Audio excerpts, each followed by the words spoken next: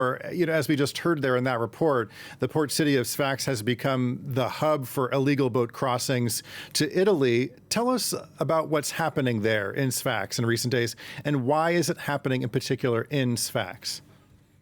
Okay, thank you. First of all, the situation in Sfax today is really critical. We are witnessing a rising of hostility, and the violence is escalating, especially this week after the death of a man in Tunisia. So the situation is really critical in Sfax. The city is the economic capital of Tunisia. It was always a transit city for Sub-Saharan migrants to cross the Mediterranean to Europe. But today, many migrants stayed in Sfax because they found jobs, they found more opportunities rather than their country. So Sfax had become not only a transit city, but also a destination. So many migrants fled from their countries or crossed illegally the borders to go to Sfax. Well, the residents in Sfax are complaining about what they called riots and disorderly behavior by the Sub-Saharan migrants. At the same time, these migrants said that they are subject to racism in Tunisia. So in one word, we can say that we are witnessing a rising hostility against the Sub-Saharan migrants in Tunisia, and especially in Sfax. Just to pick up on that, how does the Tunisian public feel about this? I imagine there are a range of opinions, but tell us about how residents are feeling when it comes to the presence of migrants in the city of Sfax, for example.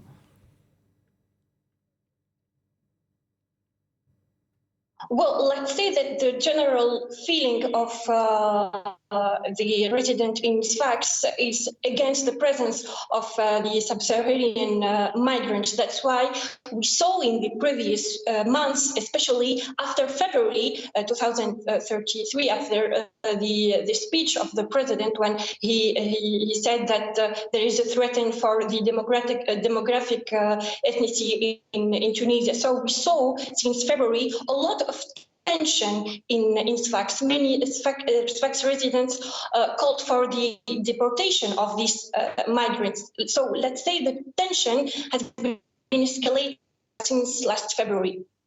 Well, you made reference to this, but just help us understand the context a bit more. The president in Tunisia, Kais Saied, he's been accused of hate speech and stirring up racist sentiment against migrants from Sub-Saharan Africa. What exactly has he been saying, and how is that playing into what we're seeing happen? Okay, so in February, he talked about a threat to the